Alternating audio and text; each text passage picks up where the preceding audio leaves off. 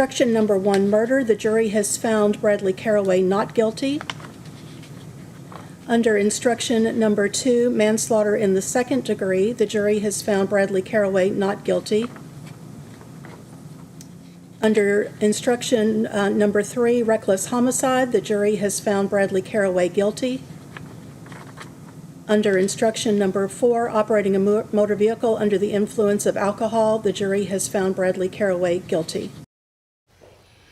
The moments just from a Louisville courtroom within the past hour as a jury makes its decision in a fatal DUI trial. Right now at 5:30, that verdict finally in. The jury finding a man guilty of driving drunk before a crash that killed a UofL cheerleader, but it was a mixed verdict. Bradley Caraway is guilty of driving drunk and reckless homicide, but not guilty of murder. Those deliberations started earlier this afternoon. The jury returned the verdict just half an hour ago.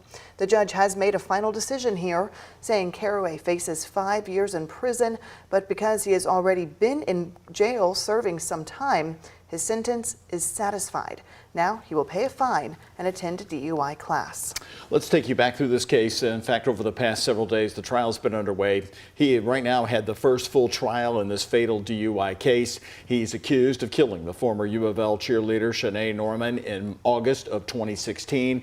Caraway was accused of being behind the wheel when police say he crashed the car on the ramp connecting I-64 with the Gene Snyder Freeway. Police say Caraway got out of the wrecked car and started walking, and they found him on a ramp toward Taylorsville Road with a blood alcohol level twice the legal limit. Alexis Jones has been covering the case in the courtroom today. Just before deliberations, the courtroom was heated as attorneys gave final remarks to the jury.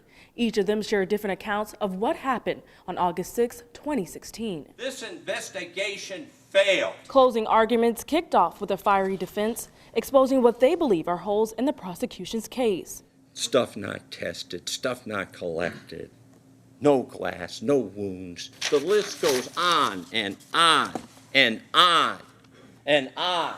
And you don't need 30 reasonable doubts on a case to find a man not guilty, or 20 reasonable doubts, or 10 reasonable doubts. One reasonable doubt on the whole case, the man's not guilty, and this is nothing but reasonable doubt. Attorney Rob Eggert says Bradley Caraway wasn't behind the wheel during the car wreck. He says not only was Caraway's blood found on the passenger seat, it would have been impossible for him to escape if he was the driver. You can't get out once this thing crashes. You can't. If she's in the passenger seat, he'd have to go through her, over her. It's impossible. However, prosecutors say Shanae Norman was ejected and pinned underneath the car once Caraway caused it to roll over. They say she wasn't wearing a seatbelt at the time. The car's event data recorder told us several important things. What did it say? Every time. Driver's seatbelt on, passenger seatbelt off. Attorney Andrew Daly adds Caraway managed to break away from the driver's side and flee the scene. That's when police say they found him intoxicated without a shirt or shoes. Trying to walk home, walking along the Gene Snyder.